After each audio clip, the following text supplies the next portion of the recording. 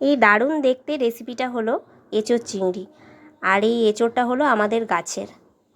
তোমরা যদি বন্ধুরা এঁচোড় কাটার সময় জল দিয়ে কাটো তাহলে এক ফোঁটাও আঠা লাগবে না, বটিতেও লাগবে না, হাতেও লাগবে না। তো দেখে নাও কীভাবে কাটা হচ্ছে।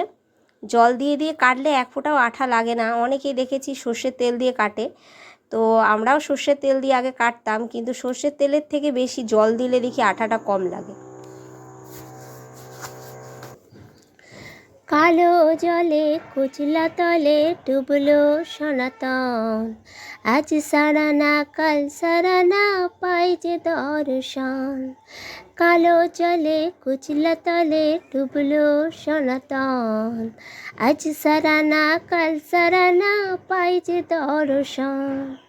নদীর ধারে চাষে বধূ মিঠাই করো আজ, হিরি ঝিরি পাকা নদী বইছে 12 মাস। নদীর ধারে চাষে বধূ মিঠাই করো আজ, হিরি ঝিরি পাকা নদী বইছে 12 মাস। কালো জলে কুচলা তলে ডুবলো সনাতন, আজ সারানা কাল সারানা পাই যে দর্শন। এঁচোড়গুলো এবার কাটা হয়ে গেছে, এবার রান্নার দিকে যাওয়া যাক। এখানে চিংড়ি মাছগুলো ভালো করে খোসা ছাড়িয়ে নিয়েছি, আর নিয়ে ভালো করে ধুয়ে নিয়েছি। এবারে চিংড়ি মাছগুলোতে নুন হলুদ ভালো করে মাখিয়ে নিয়েছি, আর তেল গরম হয়ে গেছে। গরম তেলের মধ্যে মাছগুলো প্রথমে ভেজে নেব।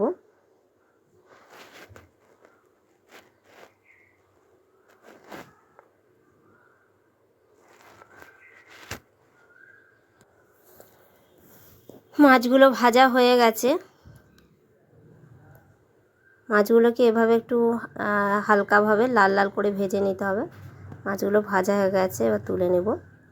এখানে আমি এঁচোড়গুলো সাথে আলু কেটে নিয়েছি। এবার এঁচোড় আলুটা একটু হালকা নুন দিয়ে সিদ্ধ করে নেব, আর হাই ফ্লেমে 2 থেকে 3টে সিটি দিয়ে দিয়েছি। এবার সিদ্ধ হয়ে গেছে এগুলো ভালো মতো। এবারে গরম তেলের মধ্যে একে একে পেঁয়াজ দিয়ে দেবো, পেঁয়াজ কুচি।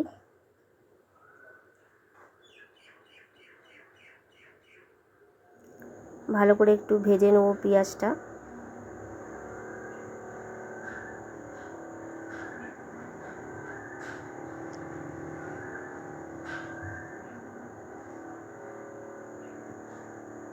এরপরে এর মধ্যে ধনে বাটা আর আদা বাটা, ধনে বাটা আর জিরে বাটা দিয়ে দিলাম।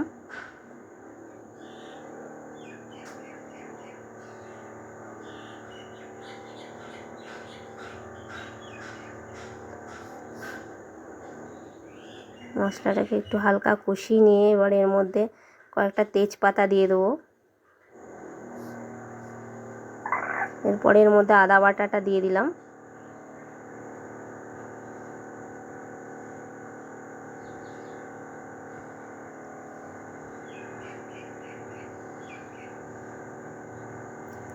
এবারে এর মধ্যে রসুনগুলোকে থেতো করে রেখেছিলাম, থেতো করা রসুনটা দিয়ে দিলাম। পরে এর মধ্যে হলুদ গুঁড়ো, এই ছোটো চামচের 1 চামচ হলুদ গুঁড়ো দিলাম।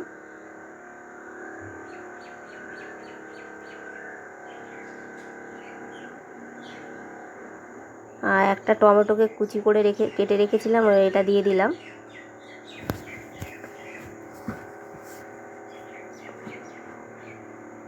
আর 1 চামচ নুন দিয়ে দিলাম। ব্যালেন্স রেখে নুনটা দিতে হবে, কেননা সিদ্ধ করার সময় অল্প নুন দেওয়া হয়েছিল, তো তোমরা টেস্ট অনুযায়ী নুন দিয়ে দিবে।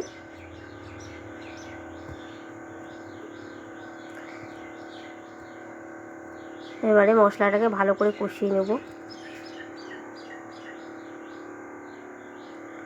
কুচি করে কেটে রাখা কাঁচা লঙ্কার মধ্যে দিয়ে দিলাম।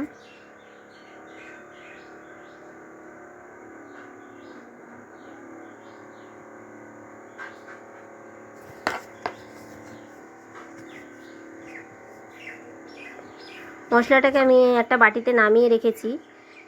এবারে আবারও কড়াইয়ে সর্ষের তেল দিয়ে এর মধ্যে সিদ্ধ করে রাখা এঁচোড় আলু এটাকে নুন হলুদ দিয়ে ভেজে নেব।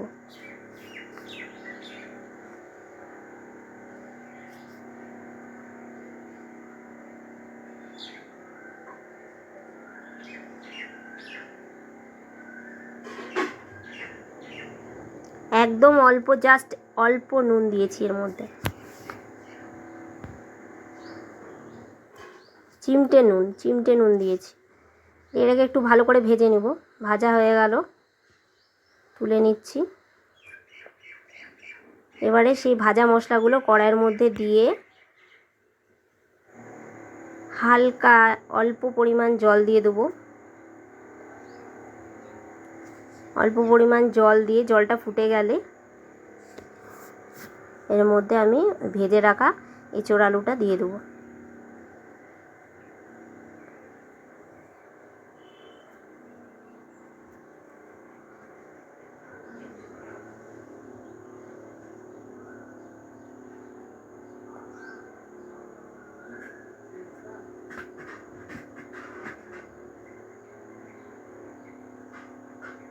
একটু ফুটিয়ে নিলাম ভালো করে। এবারে এর মধ্যে ভেজে রাখা চিংড়ি মাছগুলো দিয়ে দিলাম, দিয়ে আবারও কিছুক্ষণ ভালো করে ফুটিয়ে নিয়েছি। আর আমি এটা মাখো মাখো করলাম, মাখো মাখো খেতে বেশ ভালো লাগে, তার জন্য আমি এটা মাখো মাখো করেছি। আর আমার তরকারিটা দেখতে এই রকম হয়েছে।